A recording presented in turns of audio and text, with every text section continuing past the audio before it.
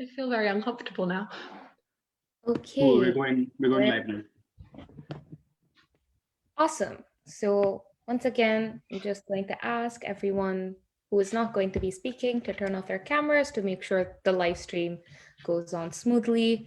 I will be turning my camera off soon, so you don't have to look at my face throughout. Cool. So welcome to the Reftable Workshop. This workshop is happening in the lead up to the Dialectic Society's public speaking competition, which is going to be on March 13th. We'll advertise this again at the end of the workshop, but you can find the event on our Facebook page and give it a like, and you can see all the briefings that have been posted and register for the competition. Onto the workshop, we have two amazing people who are going to be conducting the workshop. First up, Benedict, who is our honorary secretary in the Dialectic Society's board. He's a third-year student and has given a lot of speeches before and is one of the best public speakers we have. He's also actively involved with GUU debating and has represented the union in many, many international and national tournaments. And if you are interested in parliamentary debating, he's the leader of the World Almighty Distributist League and is known in the chamber as the Right Honorable Disable the Constabulary. So if you want to know, disregard the constabulary, my bad, apologies. But if you want to know why that's the name given, you can come along to Parley's this Friday.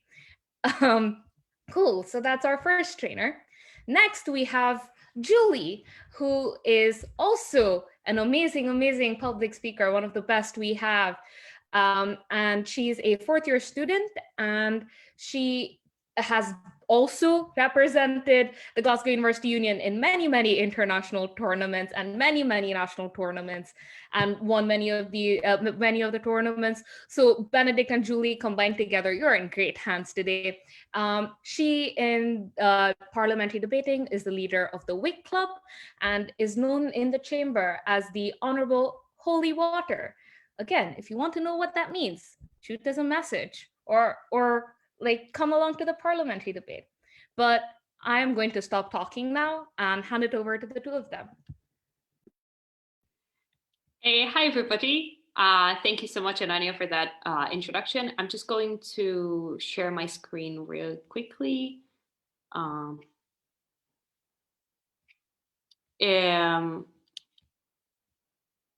you see my screen? Yes, okay, cool. Amazing. Okay, that should work. Okay, cool. So hello everybody, and again, welcome to part 2 of our public speaking training. Me and Benedict are super hyped to be holding this again. So part 1 was basically more about public speaking in general and about how to approach public speaking from a more, I guess, abstract perspective. Now I think what the ethos of the second training is we are significantly going to focus more on the tools that you should be looking at and the type of mentality that you should be approaching creating your own speech. So this is definitely going to be more practical and hopefully will provide you like a step-by-step questionnaire that you can look at, and hopefully by the end of this, you'll know all the things you need to know in order to create your own speech for the Reftable public speaking competition. If you want to participate in that, I think signups are going to happen or are actively happening. I don't want to spoil Anania's announcements, but definitely do consider signing up. It's a worthwhile experience, especially if you don't have much experience, because I'm sure it's going to be like a lovely, friendly environment in which to try public speaking for the first time, which is definitely a worthwhile and important skill to have both academically in the workplace and just generally in life. So cool. Just to wrap up from the last workshop, we started with this as well in terms of asking what makes a good public speaker. And we said it was roughly 2 characteristics. Firstly, it is somebody who knows a toolbox of techniques that is available for everybody to prove a point. So these are just rhetorical skills, content skills, structural skills that allow people to transmit an idea the best that they can. And second, somebody who understands how to utilize each bit in this toolbox to serve the interest of their speech. And basically, we said that the TLDR is that sort of we can only help you with the first. So we can tell you what tools are out there for you to use. We can't exactly tell you how to use them to make your own point, because that is so particular and so personal to the point that you're trying to make, that it would be sort of superfluous to try to for us to pretend like we understand what you're going for. What we can do is tell you generally which tool is good for which purpose, and then let you and your own creativity guide you from there. So yes, this is what we're approaching. It's creating your own speech. Love that picture. And I'm just going to start us off with the first section, which is going to talk about your speech's objective, which is definitely the first thing you should be focusing on in terms of planning out your speech. So, you've sat down and now you've decided that you want to enter the Reftable public speaking competition, POV, you're, yes, I hang out on TikTok. I'm hip. Anyway, so basically probably the first thing that you need to ask yourself is, what is the point? Like, what are you trying to transmit? What are you trying to communicate to your audience? Because people usually start with a desire to make a speech by being like, oh, I have this joke that I want to tell, or I have this story that I want to tell. But definitely a speech is more than the sum of its parts, right? Like, you can have a great joke and you can have an amazing story that is engaging. But if it's not if it doesn't have an undercurrent of a point or of an idea that you're trying to express, then your story probably will fall flat, or your joke is going to be funny for 30 seconds, but it's not going to keep your audience engaged, or it's not going to rest in their mind as oh, that joke taught me something, or that made me think about something else, right? Unless it has some sort of through line of an idea that you're trying to communicate. So ask yourself what you're trying to communicate. And in terms of figuring out if maybe, I don't know, your idea is a bit muddied, or it's you think your point is a bit too complicated, a good tip is to try to work backwards. So then try to, I don't know, summarize the point of your speech in a sentence, or a couple of words or something like that, and then add things onto it. Another useful tip that is useful for me, at least, is to have sort of a word cloud. So you have the main thesis of your point in the middle. So for example, I don't know, at some point in the past, I did a speech about how education is underfunded, because of course. So education is underfunded was the idea in my word cloud. So it was literally that simple. Obviously the speech was more complicated than that. And I didn't even say this thesis. So it doesn't have to be something that actually shows up in your speech, but it's the main through line, is the thing that I was trying to prove. And then with that, attaching in little clouds, basically, in a little matrix.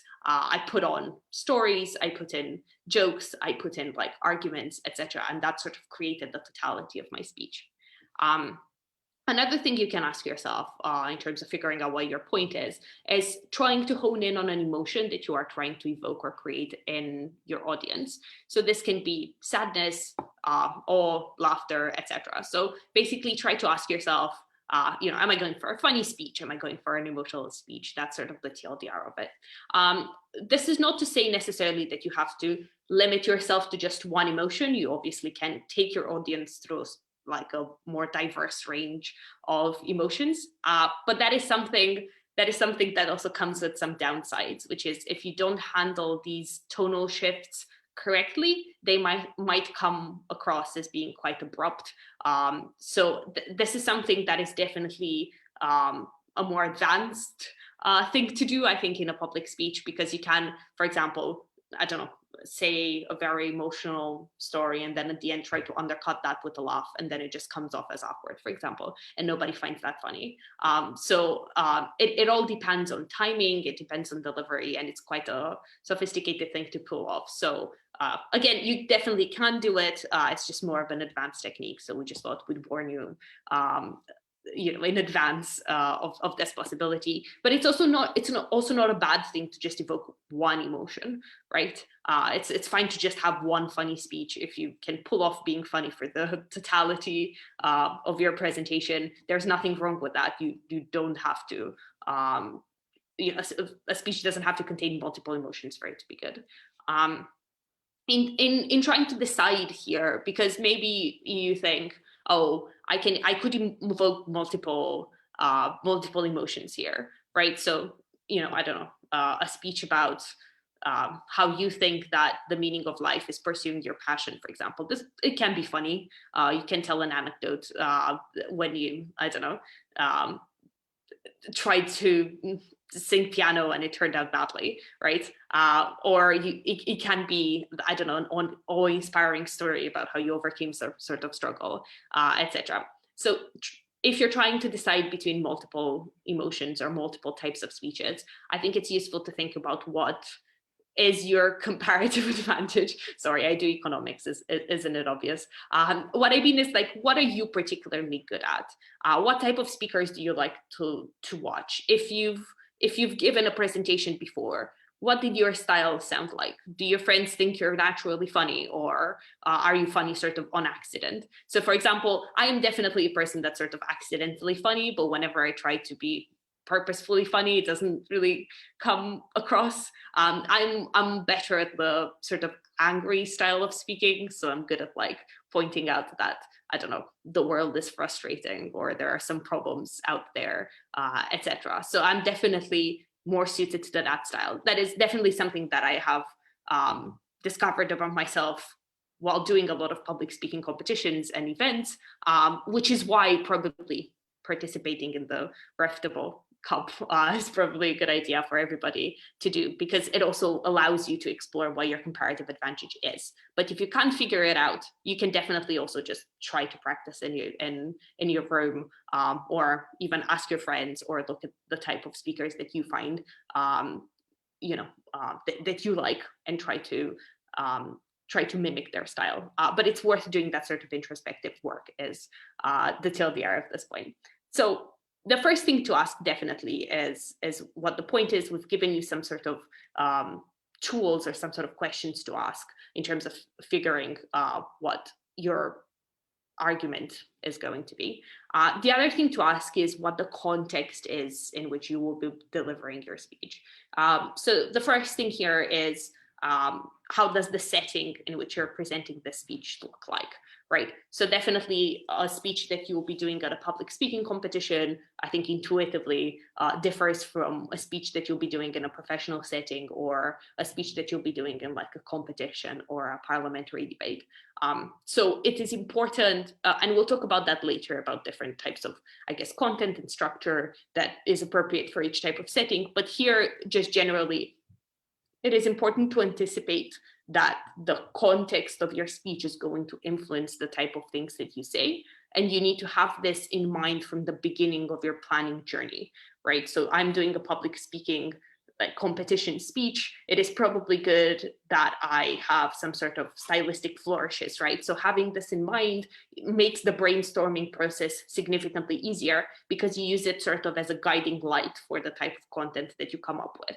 This helps you focus your attention when you are coming up with possible things that you might want to say, so that when you're brainstorming, you're not brainstorming a whole bunch of ideas, and then it's really hard to pick against them, or decide which idea is more appropriate. So definitely keeping in mind the setting and the way in which this affects the nature of your point and the way in which you're going to express it. But definitely think about your audience as well, right? What do these people have in common? I think here, obviously, take your own assumptions about what people like with a grain of salt. So just because you are presenting a speech to a group of university students doesn't mean that they all necessarily like understand, I don't know, this niche meme that you want to tell them, right? Just because they have common characteristics doesn't mean that they all have the same interests. But it is still probably a mistake not to consider the way in which your audience is likely or not likely to be receptive types of content that you might want to use. So for example, if you're giving a speech in front of, I don't know, University of Glasgow students, like you might do at a certain public speaking competition that is coming up recently, I hear, then probably you know that those people, I don't know, are going to be receptive about boy door jokes, I guess. I don't know, what do Glasgow students like? So there are opportunities for you to exploit in the nature of your audience, as well as the setting in which you're presenting your speech in. And it is important for you to have those characteristics of your speech at the front of your brainstorming process, so that this allows you to guide the type of content that you're going to be presenting later on, so you can, be as head-on about the objective of your speech as possible. This is all for the speech objective, and now Benedict is going to start presenting content, I think. Yeah, content. So the big question that you'll always end up asking yourself at the start of any project, you sit down, you've got the blank piece of paper. What on earth do I say? What do I put in this speech? What do I actually end up coming out with on the day? And what I'm going to do is I'm going to take you through a few of the questions and a few of the areas you want to explore to look for that inspiration and look for that content. Because essentially creating a speech, writing a speech, is about drawing a series of dots. It's about connecting the known variables and bringing them together into whatever the content of your speech can do to bring those closer to each other and connect those in your audience's mind. So the first thing is obviously the topic area. What topic area do you want to explore? And you're going to want to ask yourself a number of questions. Questions like, what scope do you want to, what scope of topic do you want to look at? Do you want to give a brief overview of a particular subject area, or do you want to do a deep dive into a very specific niche and take your audience into a deeper level of understanding on that?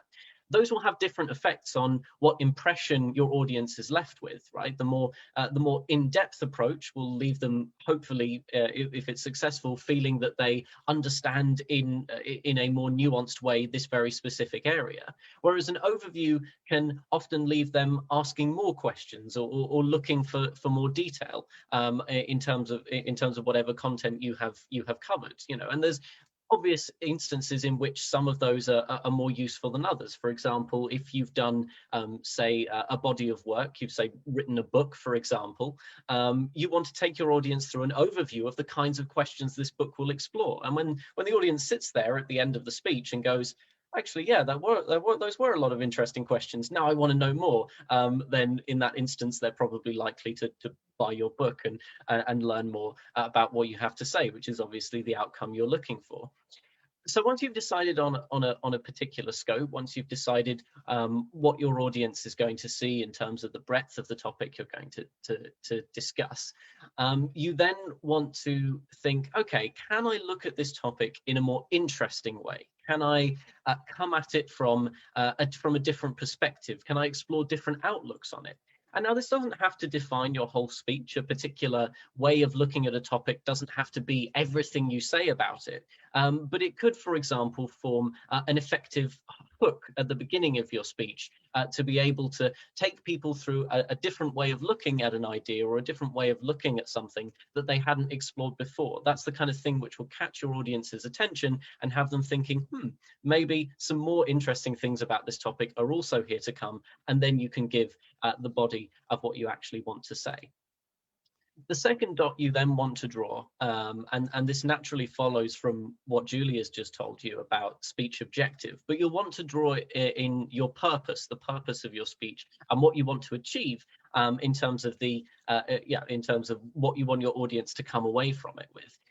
Any ideas that you have in terms of, I really want to talk about this particular topic area, or I really want to explore this way of looking at things, you want to make sure that that aligns with the aims of that speech. You want to make sure that it is perfectly chiming with the impression that you want to leave. It's perfectly in line with what was actually your goal at the beginning of that. You can make a very interesting speech, but if you lose track of what the end goal of that is meant to be, then that's where things can begin to fall apart, and you can begin to not quite see how all of it fits together. Remembering in the early stages to draw things back to your overall purpose helps you avoid that kind of lost feeling that you get when you've got about 2/3 of it written and you start to wonder, hang on a minute, where was all of this going?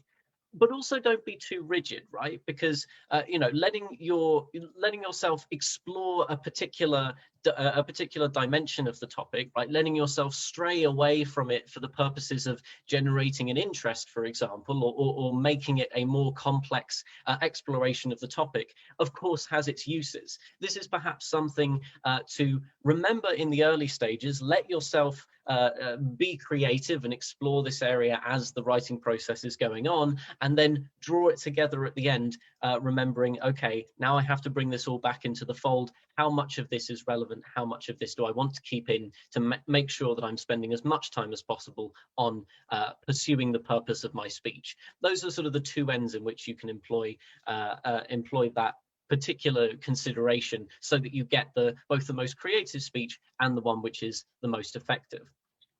The last point that you want to draw together are your audience.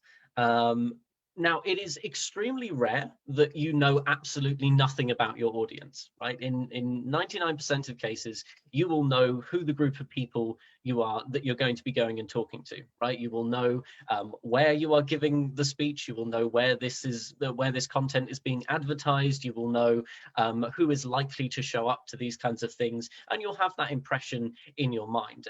And even if you don't, like for example, if you're presenting content to be released online, and in that case you have very little control over who happens across it, then in place of that, you want to think about who is my target, who do I want to connect with, who is it that I want to walk away from this presentation or from this speech with the best experience out of everyone who's watching it. And what you want to think about in these ways is you want to think about, what does this audience know?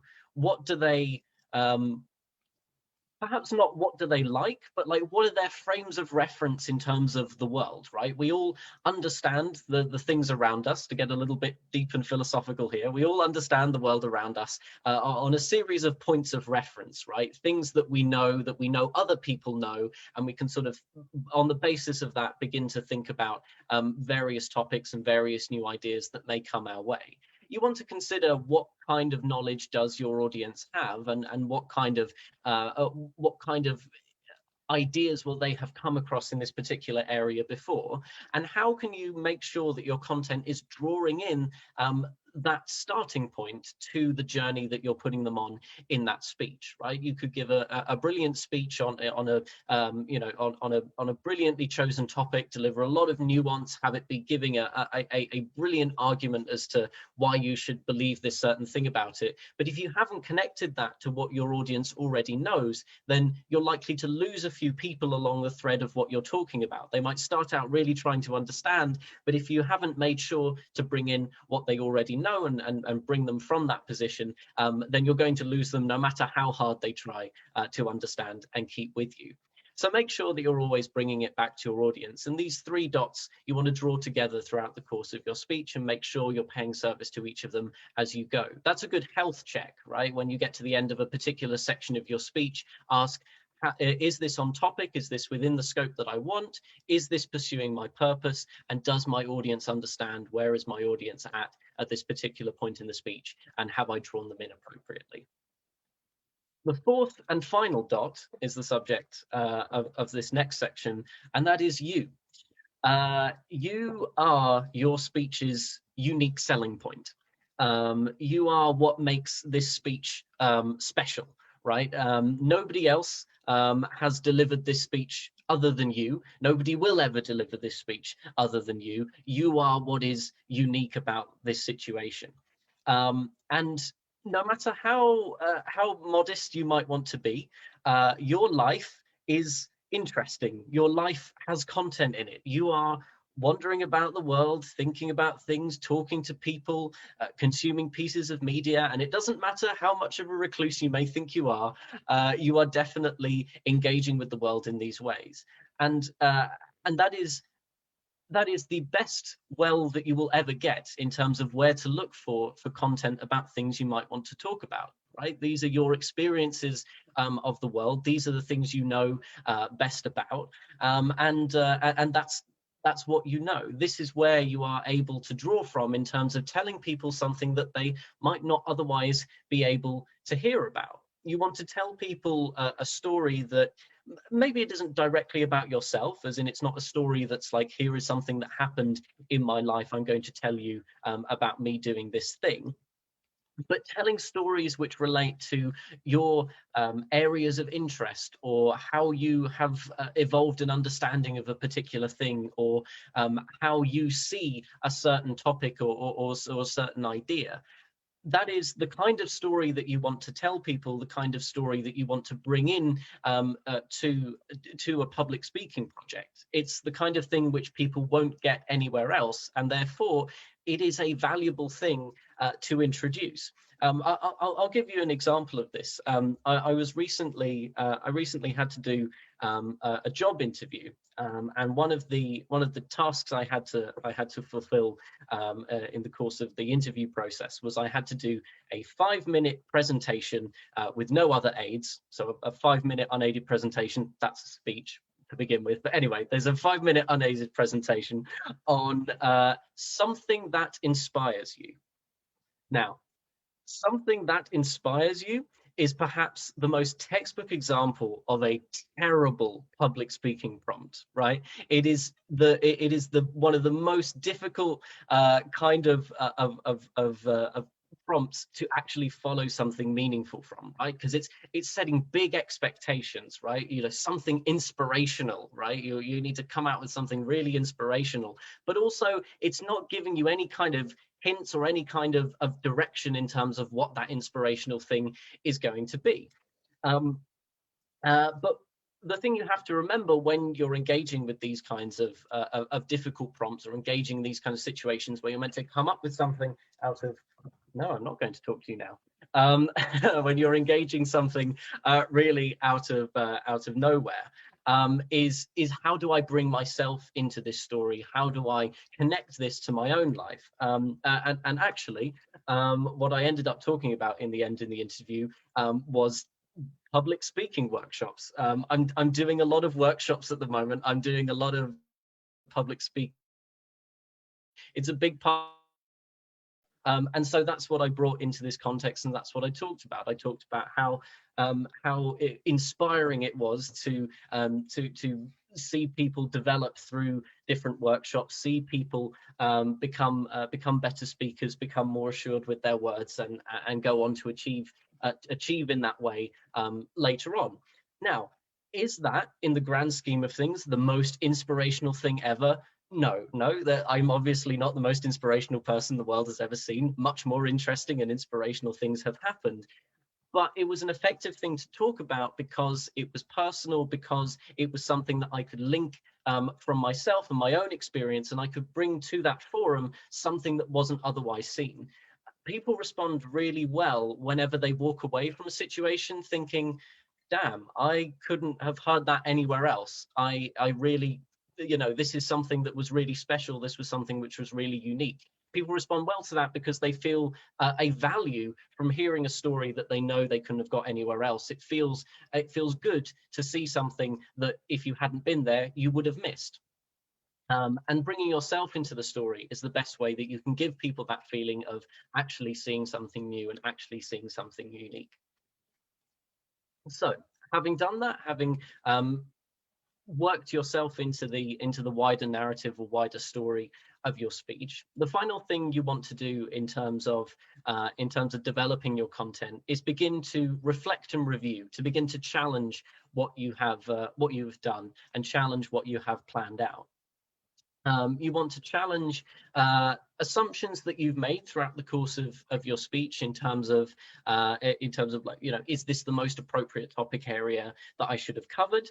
Is this the most effective way I could have presented this idea? Should I maybe move some things about in this speech? Change the shape of the journey that I'm taking my audience on. It's a good idea at this point to take a break, take a step back, try and focus your mind on something else, and then come back to the page and try and consider that in more detail. You want to think, have I created the effect that I really want? Is all of these are all of these points the most relevant to all of the aims which I've discussed in this section of the workshop? And you want to refine the choices that you've made in terms of making sure that all of those points are actually what you want and are actually being deployed in a way that is most effective. This is sort of the editing and review stage. Once you've let your creative inspiration flow, once you have built out as much of this content as possible, this is where you start to trim back and refine it into the things which are most effective for your workshop and most effective for what you want to do. And very often the new ideas and new ways of going about something will present themselves from the need to cut down and from the need to trim away the less necessary pieces of your speech. And that's how you'll get sort of new and perhaps more effective iterations of whatever point it was you were making or whatever technique it was you were deploying. And that's the process of review that you can do to sharpen your content into exactly what you want.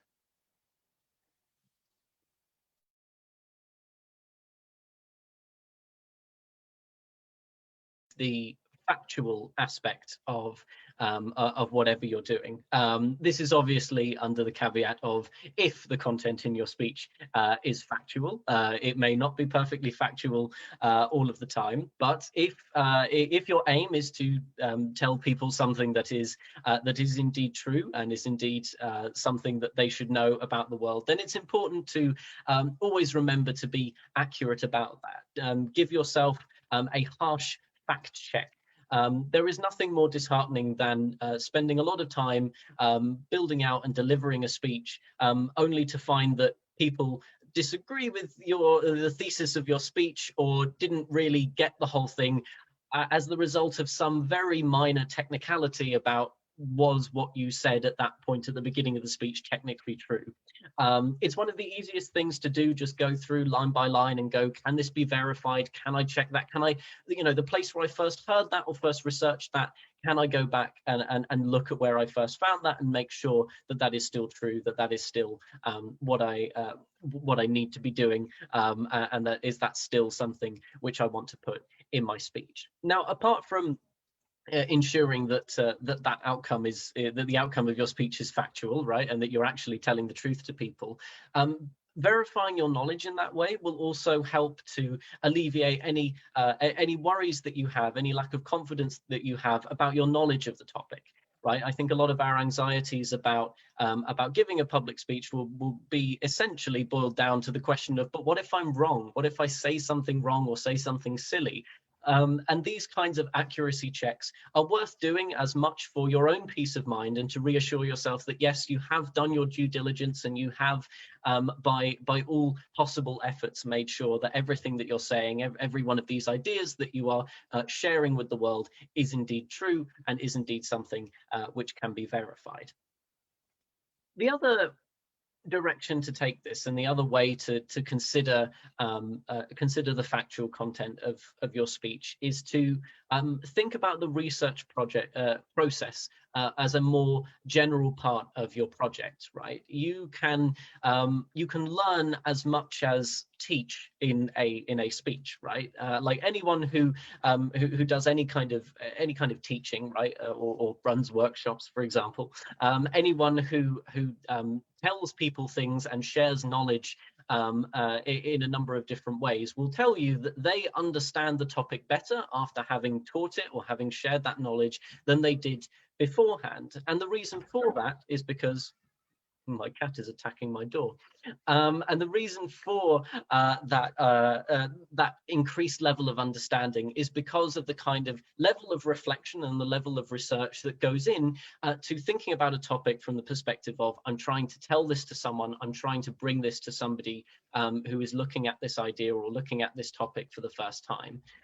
It evolves and reinforces your own understanding of what this topic is and of what ideas and what conclusions you can draw from the content that's out there whenever you reflect on that in that way. And it's absolutely not a sign of weakness to have an idea about a topic, have an idea about a speech that you want to give, but then when you start to dig into the research behind it, when you start to look more closely at what you find, you realize perhaps one of the implicit assumptions you were making about this topic wasn't true, or maybe there's actually a much bigger dimension to this question that you hadn't come across before. It's not a sign of weakness to realize that at the research stage and then think, damn, I want to talk about this. I want to bring this into my speech. I want to share this journey of understanding and this journey of learning into my speech, because other people will be able to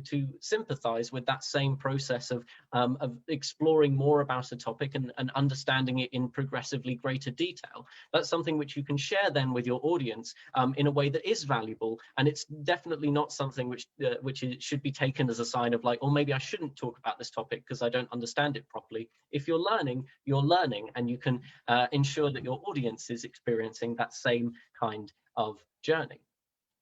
The other thing to do when you're researching is to go looking for that really compelling story or that narrative thread which you can bring through the rest of the content of your speech, which can set it off and which can give a lot of the individual points you might want to make about a particular topic, give that a cohesive life and give that a feeling as though it's all actually part of a bigger picture. There are lots of really good storytellers who are out there like sharing their particular ideas about the world.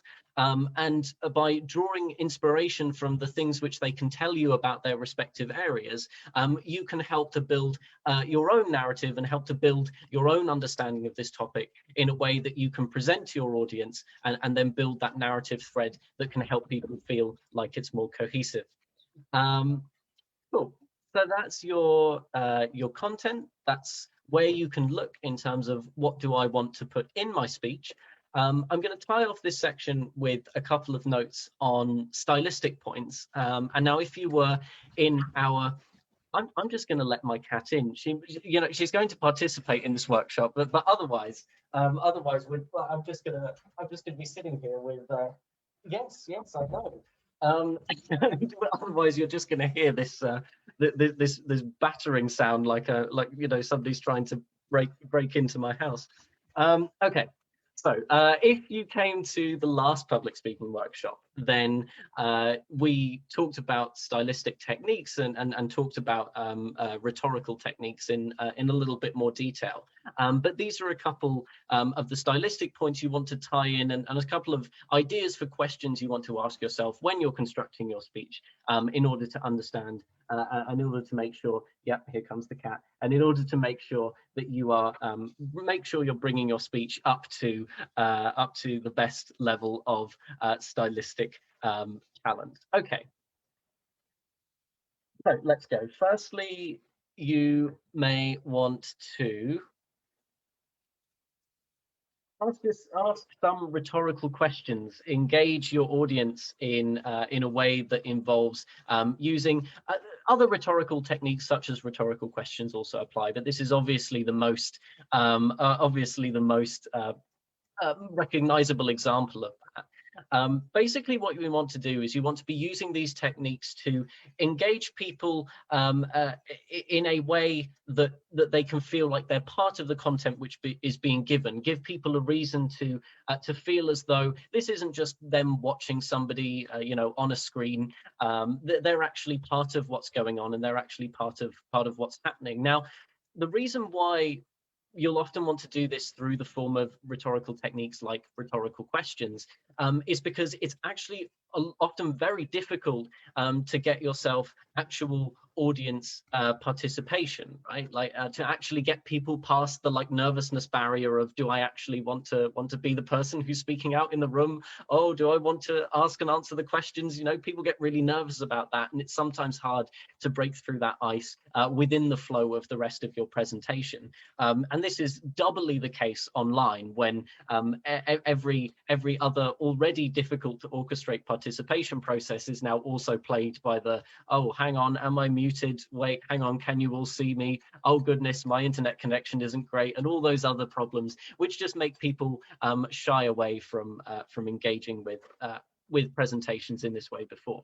So what you can do is, by asking people, for example, a rhetorical question, what you can do is you can get them to passively consider and engage with the ideas which you're getting across in your speech, without them having to go through that awkwardness barrier of actually directly engaging.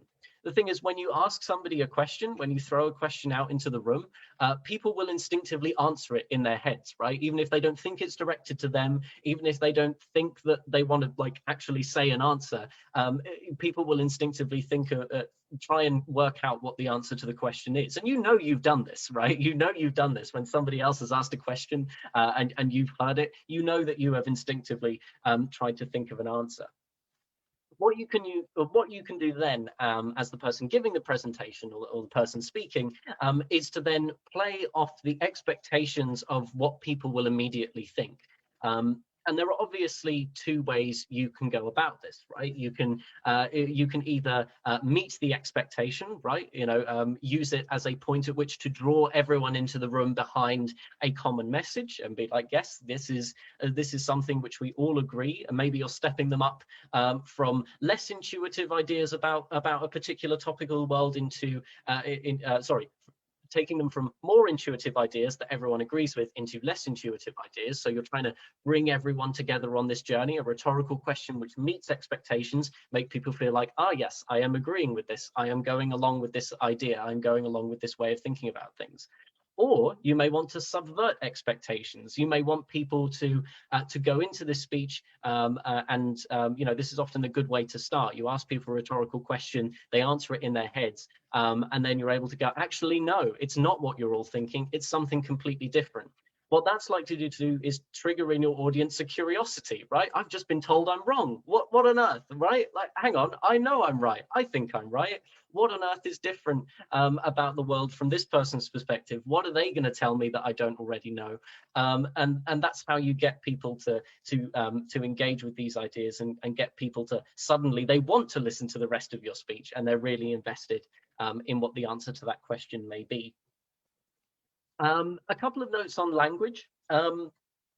Firstly, don't overcomplicate your language. Don't feel the need to whip out the thesaurus and try and develop the most intricate set of lines that you've ever seen. Right? Like nobody likes a wannabe Shakespeare. Okay, it makes it harder to understand, and people find it more difficult to engage with and think about the ideas because they're spending most of their time trying to decode what you're saying into words that they can understand in their own head. So keep it simple and try and keep it as open as possible so that everyone can be sure to understand what you're saying. It is indeed true. Thank you, Ananya, resident theatre student. Yes, it is okay to be Shakespeare for theatrical reasons of many kinds, and that can, of course, be implicated into a public speaking contest. There is always a place for being theatrical in some contexts. The second thing you want to do is, if you're trying to explain something more complex to someone, right? So you're grounding your language in this level of simplicity and this level of openness so you can make sure everyone comes in. You come up against a particular idea that is actually quite complicated or intricate. You want to employ techniques such as metaphor, or maybe try and use some kind of analogy to get people to understand those more complicated ideas without veering into complicated language and getting very abstract about it. You want to make sure that people are able to understand these ideas without having to veer into those more complicated ways of explaining things. An analogy or a metaphor is good for doing that because more people can understand sort of where you're coming from. A note on that, this is also something which you want to especially tailor to your audience, right? A metaphor or an analogy doesn't work if the metaphor or analogy is as alien to the audience as the thing which the metaphor or analogy is trying to explain. Make sure that you give yourself a double check. Is this metaphor something that I understand slightly more easily than the thing it's trying to explain, or is it something which a considerably larger number of people, hopefully your entire audience, can identify with and can understand as a result of that?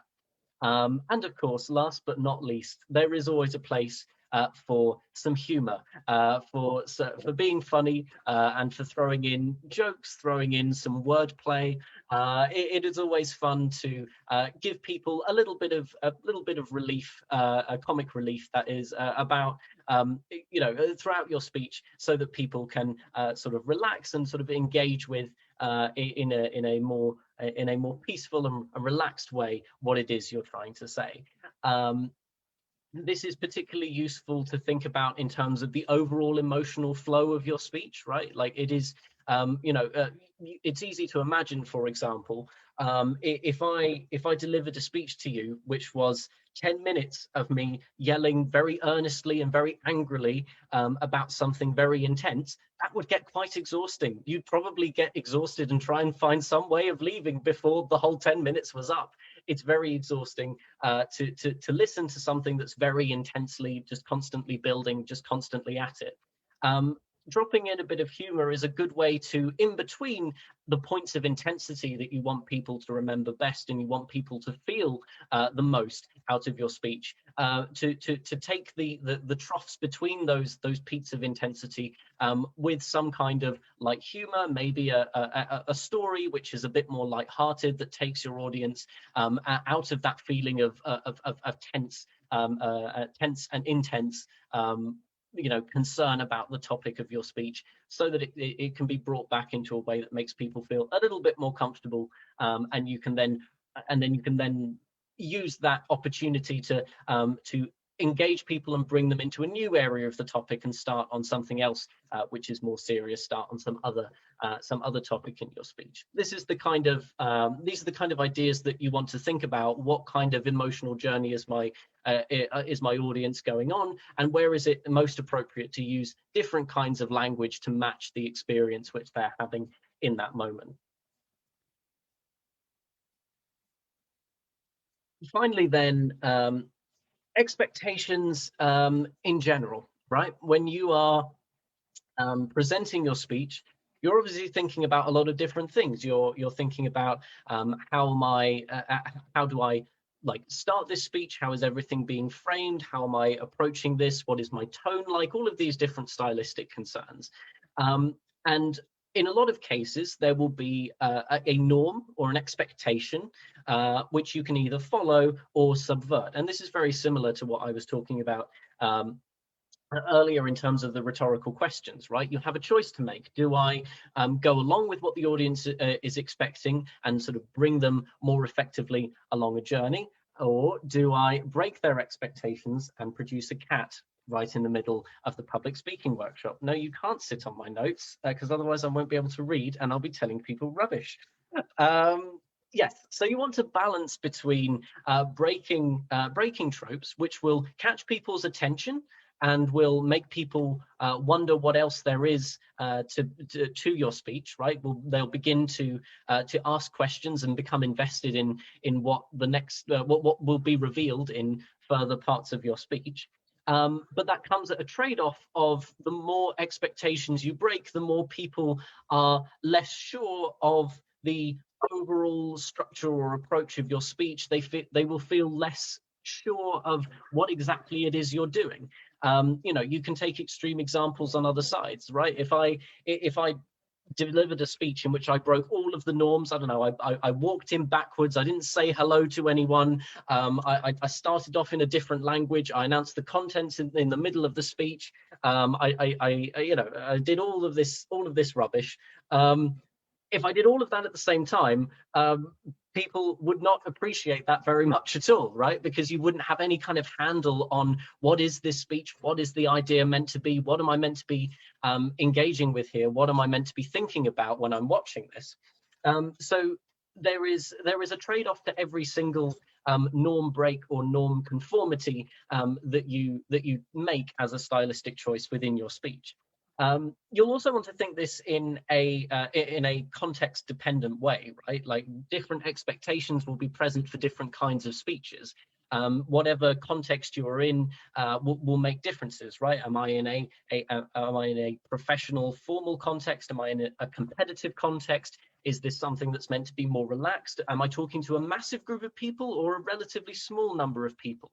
all those kinds of different contexts will make those norms different. And you know these norms, right? Like, I won't run through every single situation with you, but you know that by nature of thinking, well, if I was a member of the audience, what would I expect to see in this particular context? What would I expect to see out of something? The good example is if you're a student walking into a lecture, you have a number of predetermined ideas about what the lecturer is going to do. Okay, well, they probably walk up to the start of the room, they probably walk up to the front of the room, they probably open up some slides. The first slide probably has their name on it, maybe an email address, they probably announce their office hour. You know, there are immediately things which you know that they're going to do to begin with.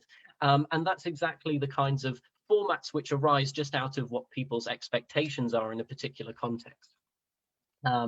And it's also worth thinking about what are the things that you know are popular ideas and popular formats, these kinds of norms in public speaking in general, right? Like, I don't know, like what is that weird thing that all of the popular TEDx talks are doing nowadays? Oh goodness, Killer Cat has properly walked over the keyboard there.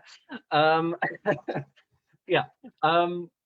Yeah, what are the big things which are catching a lot of attention nowadays? What are the big, you know, the big sort of, I suppose the word would be gimmicks, right? What are the techniques which everyone is employing because it's getting a lot of attention right now? Do you want to play up to that gimmick? Do you want to subvert that gimmick in a way by employing it, but then not in the way everyone else is? Do you want to noticeably reject that gimmick and say, I'm not doing this in this speech because that's not a good way to think about this topic? All of these are ideas that you can draw upon to meld your stylistic approach to make your speech as unique as possible and as effective as possible at furthering your particular goal. The last thing to talk about stylistically is body language. And body language obviously has a bit of it's in a bit of a weird place at the moment with so much public speaking happening online. There's only so much, well, I mean, for a start, there's only so much of my body you can see, right? Like I start from about the middle of the chest up. You can kind of see my hands, but that's kind of it. So naturally, expectations are beginning to shift, but of course, all of the regular rules apply. Of you want to be as open as possible, you want to be as warm as possible in the approach that you are giving, and you want to give yourself a kind of friendly demeanor and open demeanor that people can then engage with, right? Nobody wants to sit there imagining that they are seeing through the Zoom camera lens somebody who's just angrily sitting in their office and going, "Ah, goodness, I have to deliver this speech. Okay, fine then. Here is this thing." You want to project an image through your body language of that you're happy and excited and you are engaged and you are really just excited to be delivering the speech which you are giving. People take cues from what they see in terms of like the response which they should be giving to what they're seeing, right? If you're the person at the front of the room, if you're the person that attention is on and you are excited and energetic and ready and enthusiastic, then people will naturally adopt those similar kind of approaches too. If, on the other hand, your body language is saying that you're not very engaged with this, you're not very interested, you're not kind of, you'd rather just get this over and done with, then your audience will reflect that same kind of feeling and that same kind of attitude. So go into it with the kind of response that you would want your speech to get. And in the vast majority of cases, as I say, that will be enthusiastic, open, and interested and engaged. The other thing, and this is something which is somewhat specific to the online forum, and that is the online version of the old school advice that is the old school advice that is maintain your eye contact. Oh, I've done these points in the wrong order. Oops. There you go. There's a public speaking gaffe for you. So the second point after this is the one I'm about to talk about, which is so the old advice of you want to engage with your audience by making eye contact, right? And you want to the traditional advice is you want to scan around the room, you want to look from person to person, be unafraid to look people in the eye. and you know, move around from face to face. Some people prefer to pick a space at the back of the room. I tend to advise against that. I think it's nice to try and look at people's faces if you want, but definitely make sure that you're making sure your eyes go out into the back of the room, out into you know, out into whatever space it is you're trying to project into.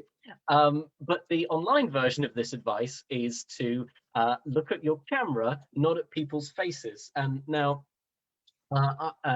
yeah, this is the Handforth Parish Council experience I'm going to present to you here, which is where you're clearly looking at the people's faces on the screen rather than the camera. But of course the camera's up here. That's where you see. When I'm looking this way, that is when you see me actually looking back at you.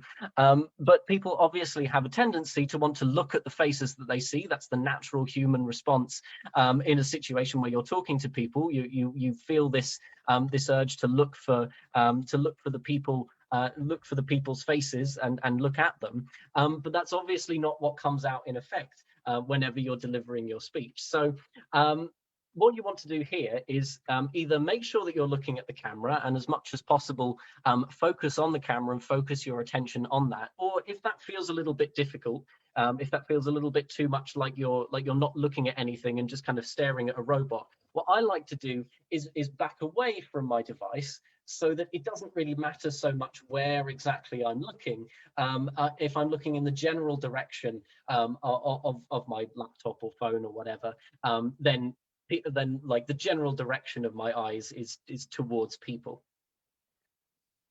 The final piece of advice, then, the one that I skipped over, is to remember what your hands are doing, and this is particularly important in the online forum, which is that, you know, a lot of like the gestures and a lot of your body language is now, as I say, being restricted to to this sort of like from halfway up the chest up and your head kind of frame of reference, and so your hands suddenly become a much more important part of how you engage and how you express your concepts than it was before. And you'll sort of see what I'm doing here with my hands, sort of going, okay, here is a point, here is another point, here is an idea, this is something, but here's something bigger, a more general topic. All of those can apply. The one thing to remember is that when you're doing something perhaps a bit more, you're delivering content in a way that is slightly more intense, or you're engaging people in a much more earnest way, you want to remember not to use your hands too much and engage a bit of moderation,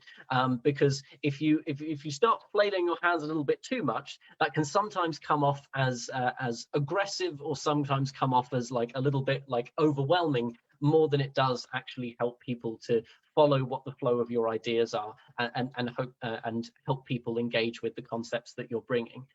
So just make sure to always check yourself, make sure to always remember what your hands are doing. I fell into this trap once when I was delivering a speech. It was actually a debate speech. I was meant to be responding to a previous speaker's points. And I was quite engaged and I was quite impassioned, and I delivered the speech and I thought, oh, that came off really well. That was really good.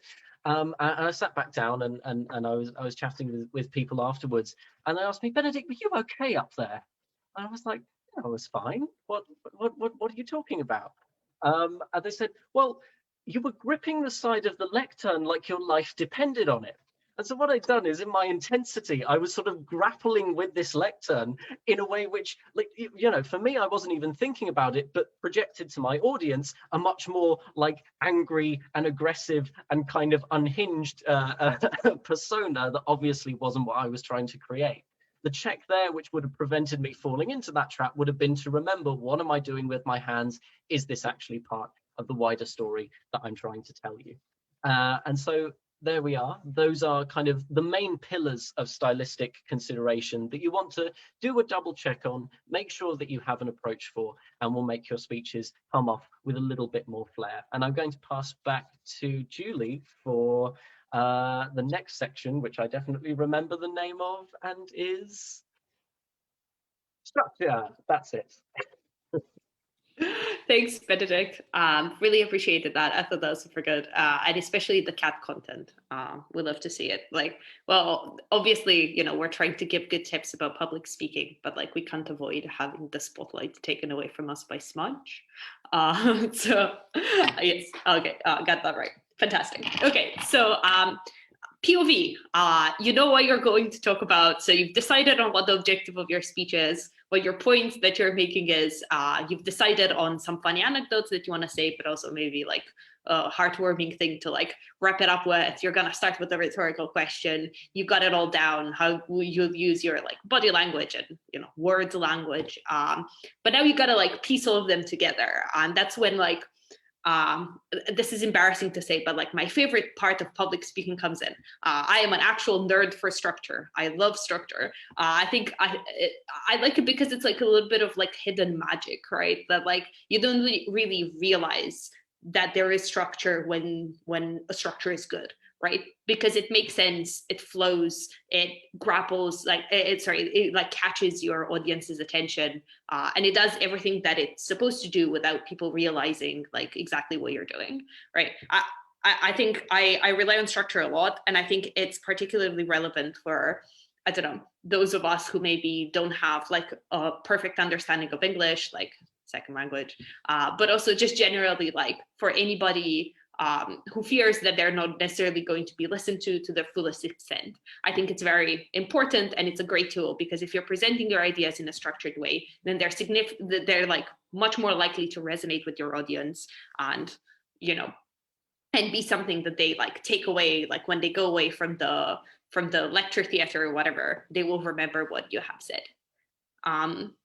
So the number one tip, again, maybe I'm biased coming from a structure nerd, but number one tip is always have some sort of structure that you're working with. So definitely there are different types of structure. And this isn't to say that every speech must begin with, I'm going to do 3 things in the speech, or I don't know, I'm going to present like 5 arguments, or I don't know, I'm going to lay the groundwork, then make my argument, and then conclude, right? So definitely there is like, I don't know, like a type of structure which is like, you know, numbered argumentation. So, you know, I'm going to hit like XYZ points.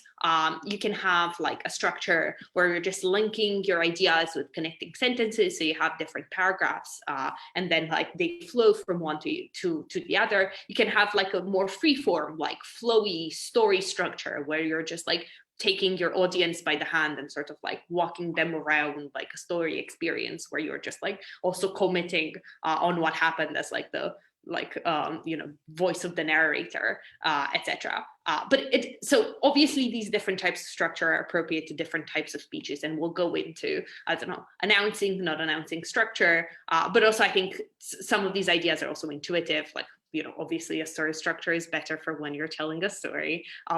Probably a numbered argumentation list is more persuasive when you're trying to persuade people of an argument. But the initial TLDR thing that I want people to get from this is that whatever type of structure you decide is appropriate to you, you need to have one, and you need to be aware of what that structure is doing for you, which is probably like ensuring that your speech is flowing logically, and that it is not breaking apart your point. It does not have like empty bits of content where your audience is wondering where you're going with this. It doesn't then allow your audience attention to like flutter away around the room, or worst case scenario, disengage them to the point where they might bring out their phone and then you've absolutely lost them, right? So it's important for you to know that you have a structure, and then what that structure is doing for the type of speech that you've chosen.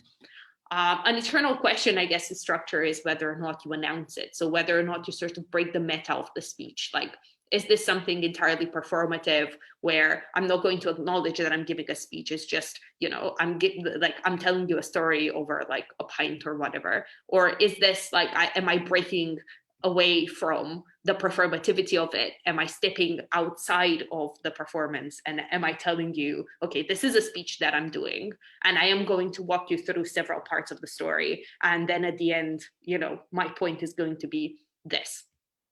So I think this very you can't have like a yes, this always will be good, or no, this never is good type of approach with public speaking, because obviously, like if we tell you any sort of declarative rule about everything, it's probably going to be very easy for you to like look up a speech where that actually works for the point of that speech. But with this in particular about announcing structure, I really think it's very like context dependent, and it depends on both the nature of your speech, but also how well you have prepared for it, and what exactly you're trying to impress your audience with.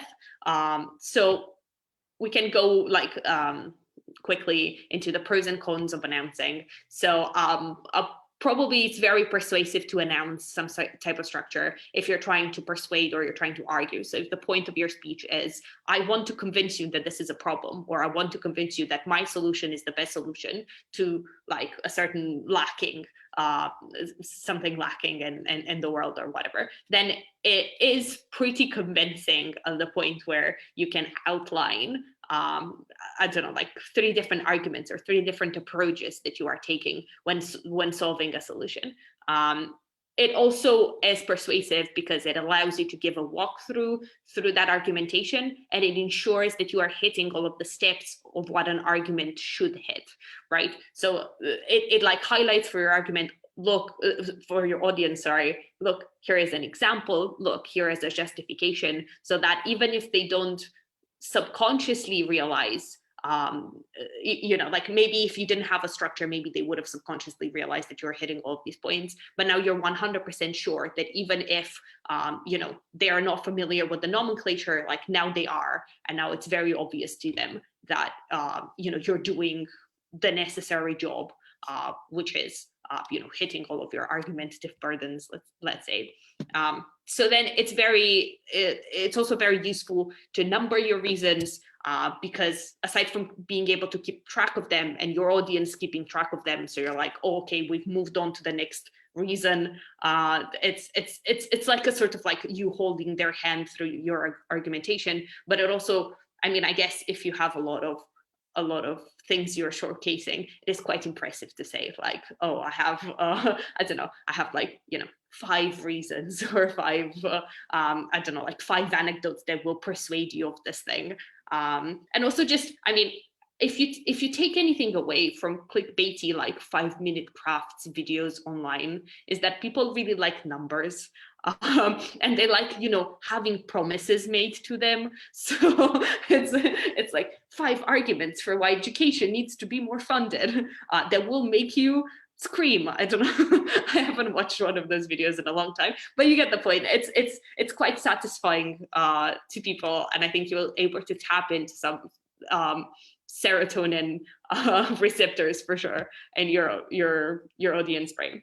The second thing, I sort of covered this already, but it is much easier to follow at the point where you have a good roadmap of what is happening in a person's speech, or at least in a section of a person's speech, right? Like I know what I'm about to expect. I'm sort of letting my brain then think about the ideas as opposed to trying to guess where the speaker is going with their argumentation, right? So it's a relaxing position to allow your audience to go into. Also, this is, I guess, this sentence is sort of the TLDR of why I'm such a fan of structure, right? Which is that humans are imperfect listening machines. So if they were like 100% great at listening and processing the quality of ideas, like, I don't know, an AI would or whatever, then we wouldn't really have public speaking competitions. We would just have like essay writing competitions. And then I would just come in front of you with like my sheet of paper. And then in a monotone voice, I would just read out, you know, my paper. And then, you know, the AIs would decide whether or not my argument was convincing or whatever. And I don't mean to say that it would be a more preferable world. I definitely don't think that it would be, because this imperfection also allows us to come up with interesting ways of presenting arguments, and it allows us to, I don't know, input a lot of stylistic choices that make every speech different than any other speech that came before it, right? So this is definitely, I mean, it's sort of annoying, because if you don't do your structure properly, or you aren't very stylistically persuasive, you will lose your audience focus. So then regardless of how good your point is, your audience aren't going to care. And that's quite sad. But it also, like, you know, as a lot of challenges, it also provides an opportunity for us. And, you know, it like challenges us to be as good as possible and as persuasive as possible with our pacing and with our structure and with our stylistic choices, so that we can actually grapple like the audience attention. And it is even more fun to see an amazing public speaker that can really grapple an audience attention, knowing how like limited we are and how much of a goldfish each one of us is, that, like, you know, the second, I don't know, you stutter a little bit, well, like, oh, TikTok notification. I need to get off TikTok. Anyway, so yeah, it's important to make your point easy to follow. And at the, like, if you announce your structure, that's significantly more likely to happen, because your audience then can circumvent their imperfections in listening, and it increases the likelihood that your point is understood. Okay, but no, I'm not gonna quit TikTok, don't worry, Analia.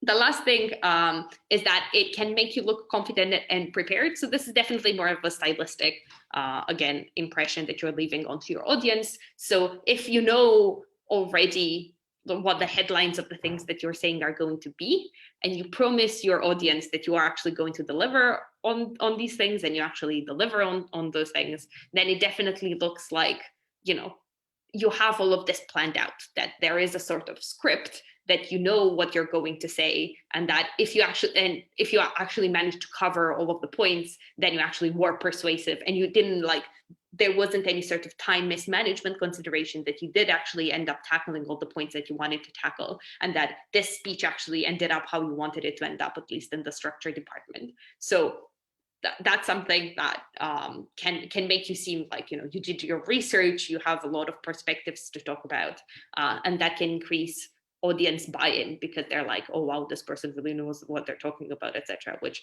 again may be very useful, especially if you're nervous about you know, impressing your audience in that perspective. The downside, though, of announcing, or the cons of it, firstly, it might seem kind of rigid or robotic in certain types of speeches. So if you're trying to be like conveying a story, if you're trying to be particularly emotional, then breaking away from the experience of the speech and the performativity aspect of it can be harmful, because it takes people away from the experience of what you're saying. So like if you're trying to get them to visualize a story, or to try to put themselves in your shoes, or to like be there in an experience, then sort of being like, but this is just a speech, can be breaking away from with that like empathetic journey, right? It can take them out of the experience in a harmful way, or at least harmful for your point, right? It can also break your flow, in the sense of like, if you're really in the zone and you're like going from sentence to sentence, and then you're like, in this speech I will, and it's a bit jarring. So it's important, if you are considering announcing some type of structure, to do it at a point and with a pace that doesn't break your flow, and isn't like in the middle of a story and then you like do the structure and then you pick up the story again, in a way in which it might like break away from the point in which you're trying to reach for. Also, if you are trying to have a sort of surprise ending or a surprise conclusion, or you're trying to keep your audience on the edge of what your story might be. So if it's, I don't know, if it's a story about you like overcoming some sort of struggle, then I don't know, announcing how the story is going to end, or that even you're going to tell the audience the ending, because that's always something that your audience isn't necessarily sure of, right? Might then hurt the emotions that you're trying to bring about, right? So it's worth also thinking about, if you want to announce, and if you are sure on announcing how you're headlining your structure. Maybe you want to headline it in a mysterious way if you want to conserve suspense, which is also an emotion that you might look to bring about in your audience.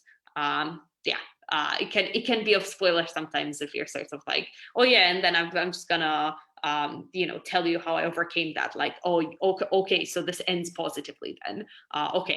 So then there's less of a stake for me. I'm not so much like, I'm not going to be engaged as much as an audience member.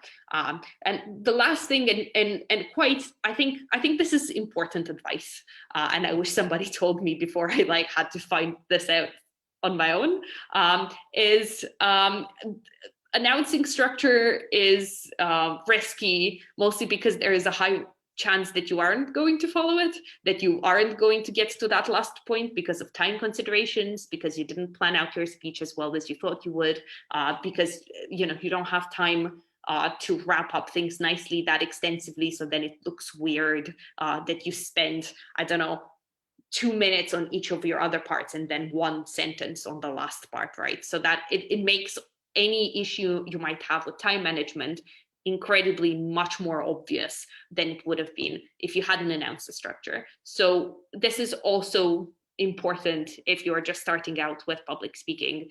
It might be something that you consider. Also, if you know you don't have time to prepare a speech that well, because again, I don't want to say like, obviously, just because you've had experience, these things become easier, but it doesn't mean that experience can ever completely supplant preparation. Definitely, even an experienced public speaker can't whip out a speech out of nowhere without planning it out and making sure that they know how long it's going to take, what pacing they should go for, etc. So if you're lacking that preparation, or if you're lacking experience, then it's important to consider that as a column of possibly announcing and making your structure very obvious. Time management is an unfortunate, like a very big thing in public speaking, unfortunately.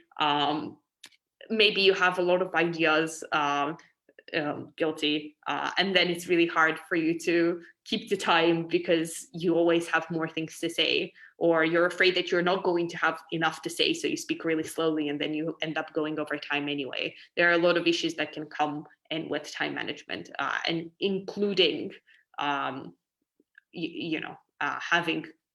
the opposite of the pro that we were talking about in terms of confidence and stuff like that. It can leave an unfortunate impression to your audience.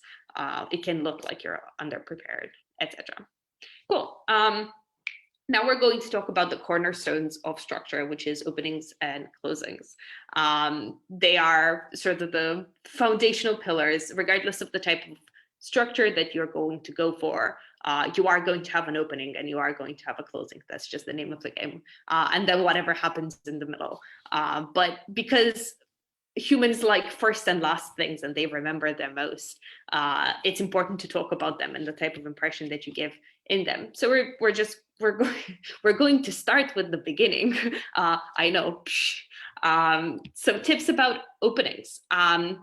Okay, I'm going to bring it to the floor because I think it's been mostly us just sort of talking at you. So let's bring in some interaction. So feel free to unmute yourself. And so what is the purpose of an opening then? What are you trying to achieve when you are thinking about drafting your opening? You want to be as inviting and catchy as possible. Absolutely, absolutely. So you want to, firstly, as Benedict was saying, try not to appear like, guarded and hostile and stuff like that. You want people to engage with you. You want to bring them in and definitely like be inviting. What else? So what is your purpose? What are you looking for? I think introducing what your speech is going to be about. You don't want to be like, introduction, then psych, I'm actually talking about this totally other thing. Definitely. So preparing your audience, like reeling them into what's going to happen. Again, people don't really like to be surprised or for things to come out of nowhere. So they definitely like to be handheld into a topic or into a conclusion.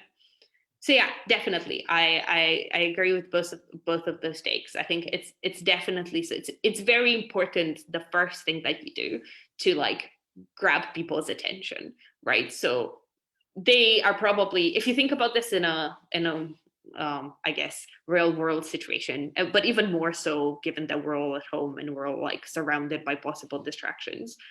So before you come on to speak, people are probably checking their like social media notifications or like responding to messages or something, right? So you have to give them a reason to turn away from that, right? They're probably thinking about something else. They probably don't know the title of your talk. They don't know who you are. You're a stranger to them. So you need to give them a reason to be invested in what you're about to talk. Ways you can do that is like a wide array of things. Some of them we've already covered in the stylistic points and in the first workshop, but just ideas here. So you can ask a rhetorical question, you can say an anecdote, you can say a funny statement or a quote. Regardless, it's entirely up to you and entirely up to the topic that you've chosen. But again, we've sort of touched on how rhetorical question can grab people's attention, and the same sort of, I guess, mechanism works for the other tools that you can use to make your audience engaged and participating in the topic that you're about to say. The other thing you can do is try to create an emotion in your audience. So surprise works very well. Trying to get them, I don't know, sad in the first 30 seconds is probably going to be hard. But definitely people engage more with emotional things, and they want to, if you create some sort of, I don't know, shock or awe or tension within them, then they're going to want to have that resolved. So then they're going to pay attention to whatever you're saying in the hope that you are going to resolve that, right? So I don't know, an example of a famous beginning of a TED Talk is like, have you ever wondered where to buy a kilogram of cocaine from, right? So that does a few things. So firstly, it's a rhetorical question. So now that I've asked this, most of you are like, yeah, I don't know. I mean, where would I go to buy that? Why would I want to buy that, right? So then your brain already started thinking about the topic. So now you're engaged much more than you were previously, when you were probably thinking about something else that doesn't necessarily have to do with the topic. Or you're thinking about the cat, in which case, please continue. But also, it is creating some sort of shock in the audience. So you didn't, I mean, maybe you expected it in this workshop because it's not necessarily that formal, but imagine saying this on the TEDx stage. That's a bit jarring.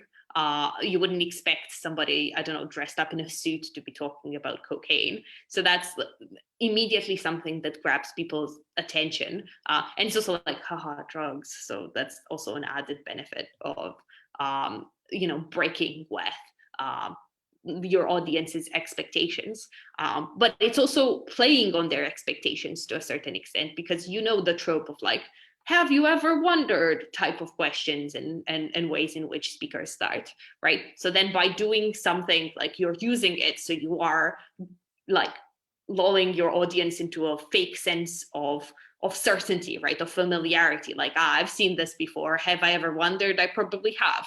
And then you end off with something that's quite bizarre. And then they're like, okay, yeah, no, I haven't actually. Okay, nice one. What are you going to talk about then? You got my attention. How are you going to deliver on this? Which is as much as an opening can do. Obviously, an opening is not a substitute for actually, having a good point. So you still need to do all of that other stuff that me and Benedict told you to do. But an opening at least sets you up for your audience being willing to listen to your point. And that's quite high stake, because again, maybe you did all of the beautiful work of like drafting an 8-minute speech that is beautiful, right? But at the beginning, because you don't sell it properly, then that like makes your audience disengage, and that's all lost. So it's quite a high stake thing to do. So yeah, subverting expectations in that way then helps create an emotion. It grabs people's attention. It does all of those nice things that we talked about. Now for a series of don'ts, no-nos, and never-evers. Again, this is actually not true, because again, in public speaking, it's really hard to like make dead fast rules that you probably can find examples of. Techniques maybe sometimes work, so we can just make general statements about things that generally aren't advisable or generally are like context dependent, etc. The first thing is probably by like introducing yourself or making some sort of like I don't know, like vague general statement about who you are and what you're here to do. The reason why this is not as efficient as other things that you could be doing is because people are only going to care about who you are and what you're going to do if you give them a reason to, right? Like just merely being in the position of talking in front of them is not good enough to get them to be engaged with your topic. So again, connecting to their experience, subverting their expectations, things like that give them an indirect reason to be engaged, much more than being like, I have a PhD in natural sciences from the University of blah, blah, blah, and I'm here to talk about boring subject Y. Significantly less likely to get your audience to be interested.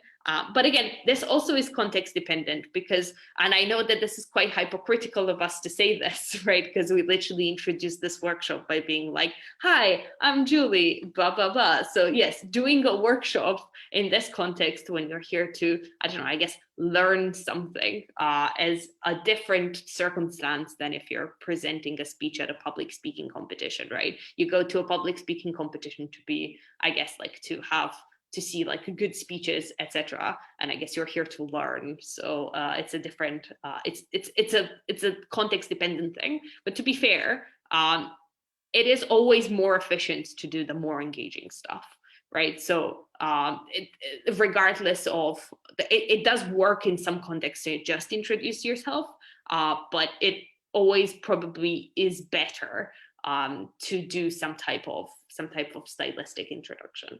So if you can and you have the time to think about that, go ahead and do it. I don't think, so long as it is something that is actually interesting, I don't think you can go wrong in most contexts. The second thing you don't really want to do is like jump right into your argument, right? So it is important to prepare your audience for what they're about to listen to. It is important for them to get a wide context of what your argument is going to be. You don't want to say, I'm going to prove that education is underfunded. You probably want to relate this conversation to the experiences of your audience, right? And you want to, again, gradually introduce them to the topic by presenting bits of the context and like, you know, bits of the world around the topic, and then sort of like slowly close in to what the speech is actually going to be about. You don't want to give the game away way too quickly. And connected to their experience. The have you ever wondered thing, again, is a common expectation. So subverting that is also something interesting that you can do in your introduction. In terms of your closing, what is the purpose? So again, opening up to the floor. So what are you looking for when you are trying to draft your closing?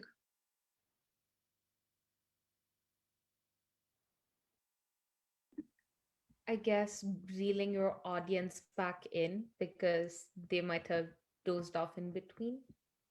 Yep, absolutely. So it is definitely to give like a synthesis of everything that has happened, because I think you're absolutely right that it is possible that in the middle parts of the speech that you might start losing them, or they might lose connection. So it is very important to then come back and be like, okay, so what was the purpose of this speech? What should be the takeaway? What should you think about this when you go home, or in the car, like in the drive back home, or I guess, I don't know, while you've closed the Zoom more accurately in this context. It is all about then like maintaining a lasting and positive final impression. And this is important, again, because, and I'm going to say this a lot, that humans are imperfect listening machines. And that means that they suffer from a thing called recency bias, which means that the last thing that you hear is the thing that you are significantly more likely to take as the defining example of a phenomenon, right? So people are more likely to think about your closing than any other part of your speech all else being equal. Obviously, if you have a really shocking opening, that's, you know, but because of recency bias, then you have potential in your closing to like wrap your argument or wrap your point up in a bow and be like, this is the thing that I wanted to prove. Here it is, take it. It also should act as a synthesis of your point. So then people are reminded of what they've sat through, right? And they're like, oh, it was all connected in this one big thing or in this one big idea. That's quite neat. And then they have a positive, at the end, a positive experience of that speech. There aren't really like do's or don'ts here. I think the biggest don't is not knowing what you are about to say and sort of trailing off awkwardly at the end. Usually because people write their speeches chronologically. So you write your opening first and then you sort of go into the body and stuff like that. And if, again, if you prepare your speech quite late, then you don't really get to the closing, or you imagine that you're going to know what you'll say when you get there because you've already said so much, right? So you'll just say a summary or whatever that is. And I think that's one of the worst things you can do, because even if, again, you've delivered a brilliant speech, if the last impression that you give is you being like, yep, so that was me, thank you for your attention, it's probably not going to be very convincing, and also gives the game away really quickly that this is an underprepared speech, even though maybe it isn't. Like, maybe you spent weeks drafting it, right? It's just that you didn't get to the last thing you're gonna say. So yeah, don't do that. Do yourself a service. I'm not necessarily saying you know, do your opening and then your closing and then do the middle or whatever. It's just really important for you to be aware, to have some sort of like punchy end. Openings and closings together, because you can create some sort of bond between them to give off that extra punch. There are definitely techniques that you can use to make your speech more engaging. I guess the first one you can use is to have a symmetrical beginning and end. So begin with the sentence and end with the same sentence. And that sentence can be your thesis as well. So I don't know, if you believe that the meaning of life is following your passions, you can say that declaratively at the beginning of your speech to shock your audience, and then, I don't know, go into an anecdote, right? And then people sort of forget that you've said that thing declaratively at the beginning. And then at the end, you're like, the meaning of life is to follow your passions. And then people realize, so it was all circular. That was the whole point of the speech. It was talking about the meaning of life and how it is to follow your passion, right? So basically, people like circular things and they like symmetry in general, right? So it gives off like a really nice hit of dopamine, and like it makes people satisfied to see that the things are like symmetrical. So you can do this with your openings and closing. Yeah, circularity, symmetry, all these are words. The second thing you can do is begin with a question and end with an answer, right? So then your speech acts as like a prolonged response, right? So you can ask, I don't know, have you ever wondered where to buy a kilogram of cocaine? And then at the end, I don't remember what the speech was on. I think it might have been something about the dark web. I'm not entirely sure. But yeah, you can do your closing. It can be, I don't know, whatever research you have done on the dark web, and then your whole speech was basically a way to answer to that question. This is quite effective because also if, like, as we said about rhetorical questions, given that your audience is very likely to already have responded to that rhetorical question, it also then confirms or challenges their initial response, right? So that's additionally engaging, as opposed then piling on to the idea also that they'll be waiting to hear your response at the end, right? They want to know if they were right. They want to know if you have a different response, and if so, then why? And that is presumably justified by the rest of your speech then. But also, so this was maybe like very prescriptive. right? So I guess I'm just going to end on a note about how, you know, all of this is just really up to you, and it's fine so long as it's motivated and you know why you're doing it, right? So feel free to be creative and play around with structure within your speech. You can definitely have some parts that are not announced, right? That are entirely a surprise to your audience, but announce what you're going to do in some other parts, right? Yeah, you do tell a story, but then, I don't know, you summarize the things that the audience is supposed to take from that story in a list that has like, I don't know how many points, right? People like things that come in threes as well. So if you want to number things, maybe consider numbering them in threes. It's the best number, fight me. It's just, you know, nice and symmetrical. I recommend that you use it. And also just, yeah, like trust your instincts, given that this is so context dependent and so about the point that you are trying to make. If you have an instinct to maybe not use a rhetorical question and begin with an anecdote or a statement or whatever, then you should probably trust your guts, because you know your topic the best and you know exactly what you want to transmit the best. So, you know, don't take this as like absolutely dead fast, like hard set rules that you absolutely can never break, but just as mere suggestions. Yeah, if it sounds good, it's probably good. Cool. So that's it from the structured dork, apparently. Now moving on to Benedict for our last note, I think, on how to practice now that you've written the majority of your speech in this POV thing that we've got going on.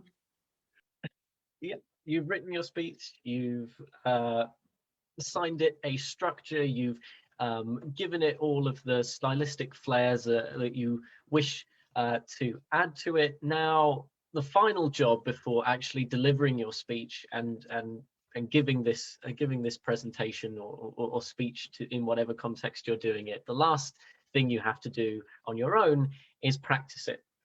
And the first thing I'm going to say is that do practice. And yes, I know it feels weird. It feels really weird, and that awkwardness, that feeling of like being like on your own, but giving a speech, that never goes away, right? Like that kind of subtle feeling of going, this is really self-absorbed and kind of odd, that never goes away. And I must admit, like, you know, if I'm practicing speeches on my own, I there's always like that thing in the back of my mind where I'm like, damn, I really hope nobody in any adjacent rooms can hear me, because I don't know what they must think of me right now. Like, that's always there, but the attitude you have to take to it is that, like, this is for your own benefit, right? This is just about you and your speech. You know, whatever kind of weirdness that comes out of like doing this practicing process, it's all a means to an end, and the end is to actually deliver a really good speech. And you just have to power on with that mentality of, it doesn't matter how I go about getting myself to this level of practice that I need for this speech. What the outcome that you're going to get from having a well put together speech that is well practiced and something that you can deliver confidently is ultimately what you're looking for. And if you're in this position of not feeling like you want to practice a speech very much, or not wanting to put yourself through that process, it's about taking that first step and looking at, well, how could I practice in a way that would actually be useful? How should I go about this?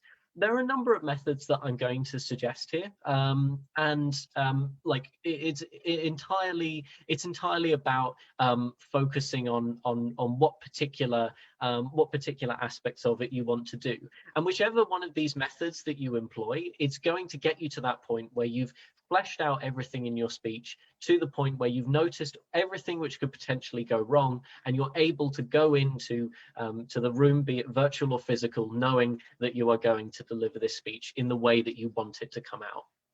The first method I would suggest, and I think this is particularly useful if you're getting into the flow of practicing for the first time, and this is something that you're only really doing, you're only really venturing into the first time, is the practice of setting up, like getting your phone, like setting it up in front of you, hitting the record button on your camera app, and giving your speech to the camera, giving your speech on a recording that you can then play back to yourself, and you can notice, oh, I didn't say that quite how I wanted it to be said. Oh, I tumbled over that particular tricky sentence, you know, that's like difficult to say, and that really like caused a problem for the flow of my speech.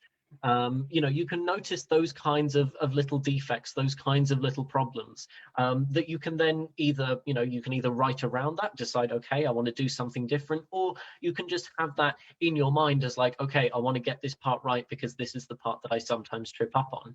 And you can only do that by actually seeing yourself give those speeches back. And again, this will be a weird experience. Nobody likes to hear their voice recorded and played back to them, but it does actually give you that insight into what the other people who are watching your speech are actually seeing, that you need to make sure that your speech is coming off exactly the way that you want it to.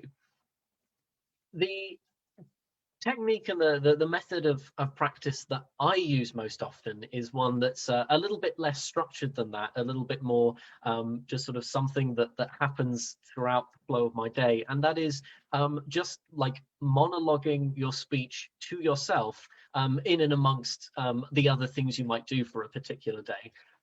Like this has become my favorite technique of practice, to the point where I have a like speech practicing voice. It's like a whisper, right? So I'm not actually projecting my voice. I'm just saying the words as I would say them. I'm just not actually producing any sound that anyone else could actually hear. You know, and like last night, I think around, I want to say at this point around 22 hours ago, I was pacing up and down behind this very chair, like saying this line under my breath, and like working out, yeah, that's how I want to say that, that's how I want to phrase that. I was walking my dog earlier today, just chilling, walking along the beach. I'm gonna start like monologuing to myself in my head, and that's what I'm going. That's what I'm going to say. That's how I'm going to address that particular idea. And I think it's entirely untrue what Ananya has just posted in the chat. My speeches always have ups and ahs. I think that has been made very clear throughout the course of this workshop and more. The other thing you want to sometimes practice, and something that does take a little bit of actually going through the motions and trying to project the speech out in full, is something which has become less relevant in the era of online presentation, but is definitely a problem, and will perhaps become an even more challenging problem when we go back to physical presentation and physical public speaking being more popular again, and that is projecting volume. Especially in the early days of doing your public speaking, one of the problems which a lot of people struggle with is trying to make sure that their voice is they're actually able to project their voice out into the room. And some of that is a confidence problem.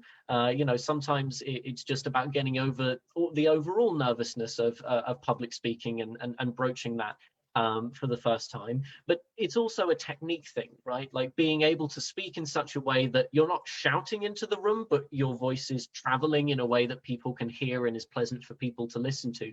That is a technique that takes practice, and that is something that you can do on your own. Try and start off by talking, start off at your normal conversational volume, and then try and keep the same kind of rhythm and the same kind of tone, but see how much louder you can make that voice, and see how loud you can go before it starts to sound a little bit strange, right? And then you probably want to come a little bit down from that.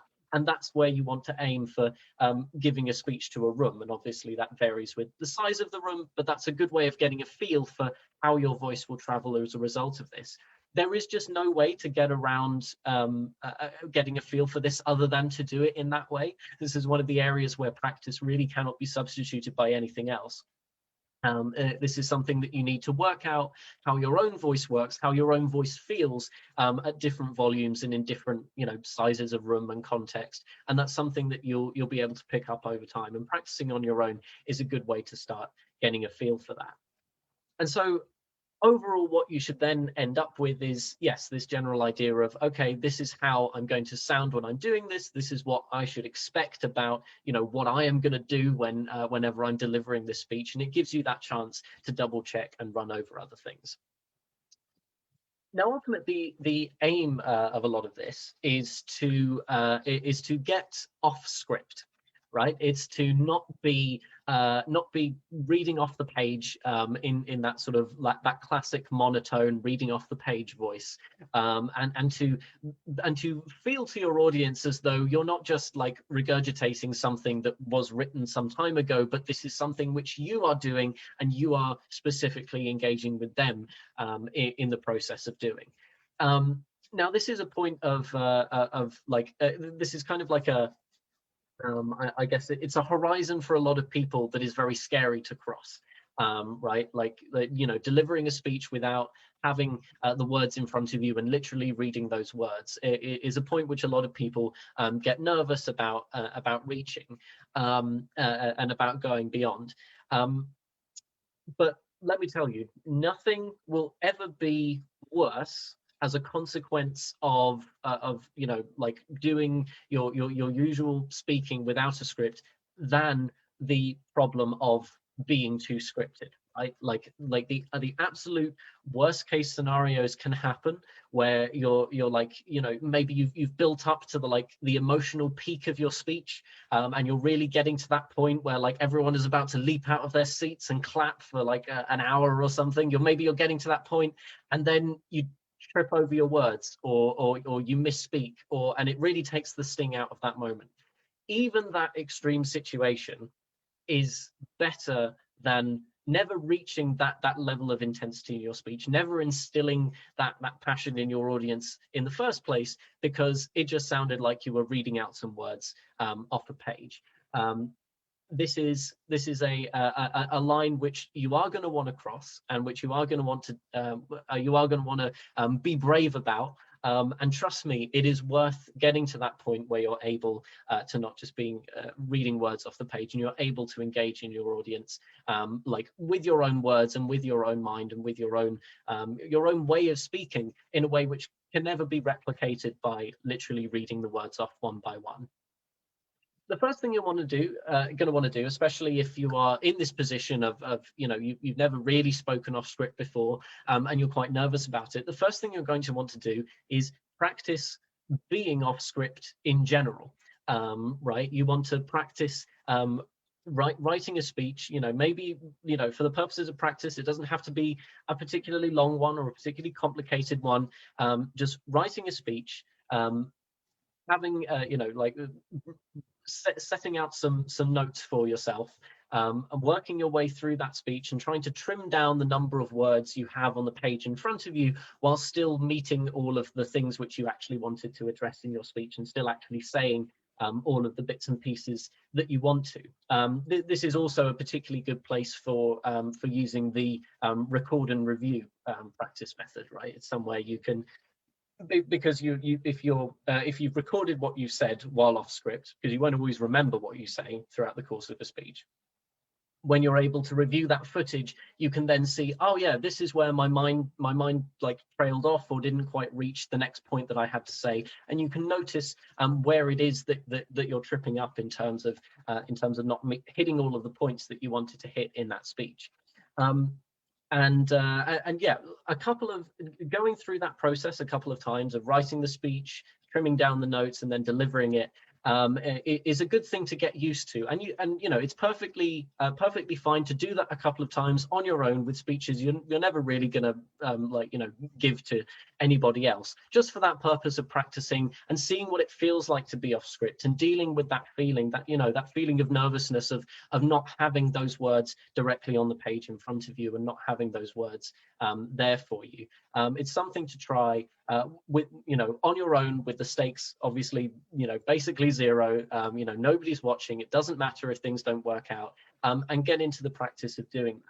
Ultimately, the point you want to reach then with the speech that you are actually delivering to people in general, when you are the presentation you are actually giving, you want to reach a point where you are confident about delivering a speech without those notes entirely, right? You want to be fairly confident and like, okay, if push come to shove, well, I could actually go through this thing from start to finish without looking at any notes. Maybe there might be some ums and ahs, but I'm pretty confident that I remember all the points I want to hit and I want to get to.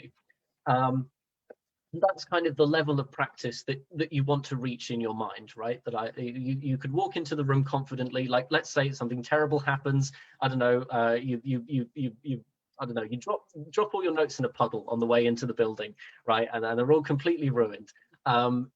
You would still want to be able to walk into that room going, okay, no, it's fine. I can do this. Not ideal, but I'll be fine.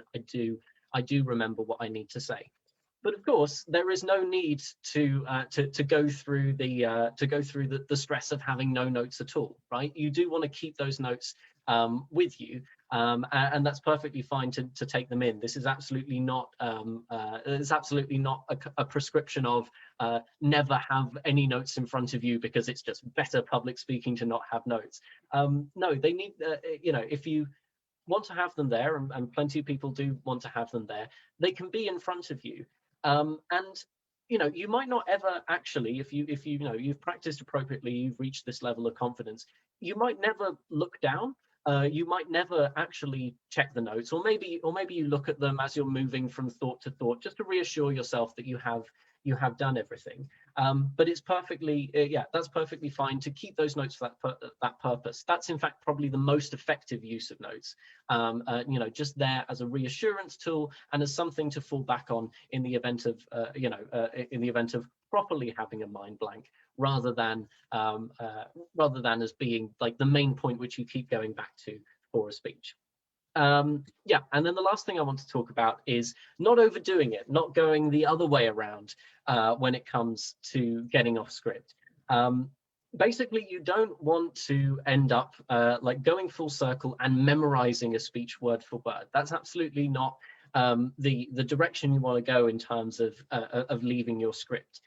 It is absolutely possible to remember your speech word for word, like in blocks of paragraphs, to the extent that it is basically the same as if you had read it off a page, right? It's the same kind of problem of not being not being actually the words which are coming from you, coming from your mind, that not actually the ideas which are flowing from you. It's just this kind of it is just this script which you're reproducing in front of people, and you just happen to be saying it in this particular room. You can end up sounding like just as robotic, just as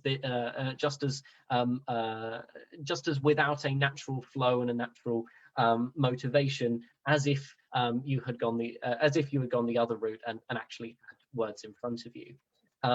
So you don't want to get to that point, right? You want to stop whenever you want to stop practicing. You want to stop over returning to the words which you have written down.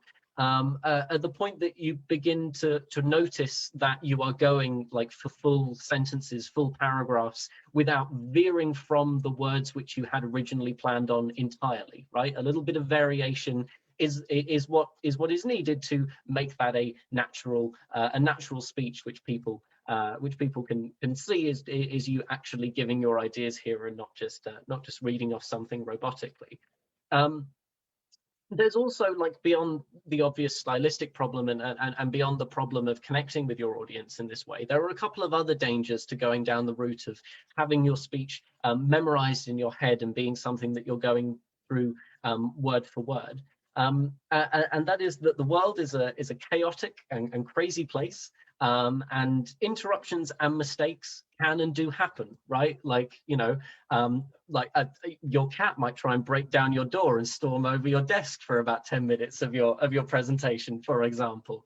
But all of these kinds of things, maybe you're giving it is indeed a justified interruption. Yes, maybe you're giving a speech at some kind of dinner or other catered event, right? And somebody drops a glass, right? Somebody drops a glass in a room which is like relatively silent, right? That's suddenly the center of attention, right? People start cheering for some reason. Suddenly that steals all of the attention. If you've remembered your speech word for word, and that happens, that causes an unnatural break in your speech, if you're over reliant on this memorization of your words, then that makes it so much more difficult to get back into the flow of what you were saying. It makes it so much more difficult to pick up again afterwards. And that sort of like fumbling moment where you're kind of trying to think, okay, well, I can't remember the middle of this paragraph. Like, what's the last thing I remember? Or should I skip to the next thing I remember? All of that is likely to throw more spanners in your brain, so that it's even harder to make the decision and get going again as a result of that. Being at the point that I described earlier, where you're confident in general of hitting all of your points, but don't have like every word for word memorized, that's the sweet spot at which, if these interruptions do happen, or if you make a mistake yourself and stumble over some words and don't quite get something right, you are most able to, your brain is most able to make the connections of, okay, here is where I am in the speech, here is in general where I need to be moving, and these are the words which I can use to get me there. That's where you want to be, and that's where you'll most likely be able to recover from those kinds of situations and those kinds of things, which do indeed happen. And the last thing I'm going to say on this idea of practicing is something that's a little bit harder to articulate, but it's the fact that there just is something very appealing for an audience about hearing a person's words come from them organically, right? And hearing somebody actually deliver words which they feel that they're like actually talking to a person, and this person is actually engaging with them and telling them something.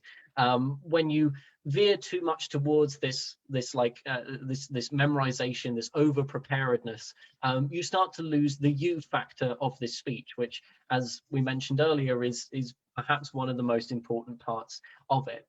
And so always remember that, you know, whatever like mistakes happen, or whatever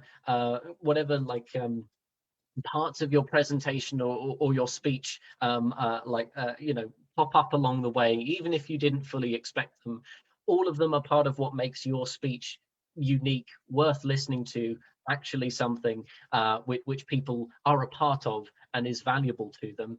And so never shy away from letting that particular point of speciality from being a part of your speech and being a part of the presentation that you give.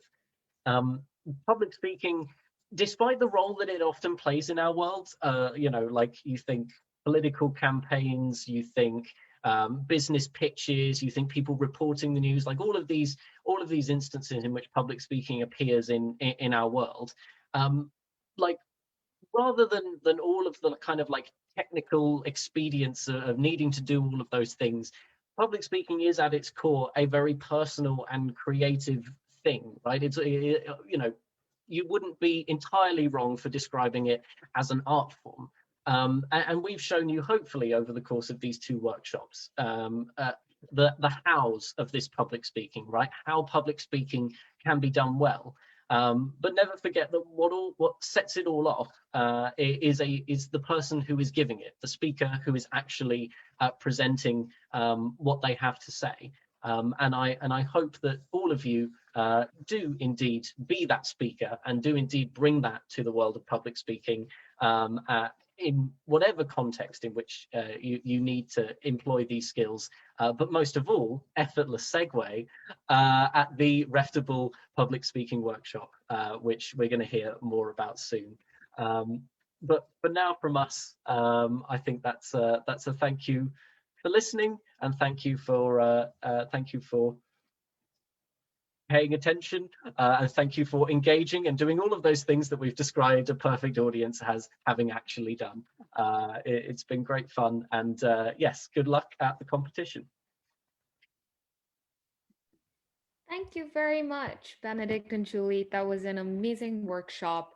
And thank you, Sharad, for organizing it. This has been very useful. So just to then talk about what to look forward next in the Dialectic Society. The first thing is why we had this workshop, the public speaking competition, the Reftable Cup, whatever you would like to call it. It is happening again on March 13th details will be on the Facebook page. There is a competition briefing, a judge briefing, and there's also a schedule that you could look at and a registration form where you can register interest. The deadline for registration is, I think, the 7th of March. So just so we can make sure that we have everything logistically set up for you to access on the day. Also, for accessing the previous public speaking workshop, if you are unable to attend or just want to watch it again to rehash it, it is available both on the Dialectic Society's YouTube page as well as on our video section of the Facebook page.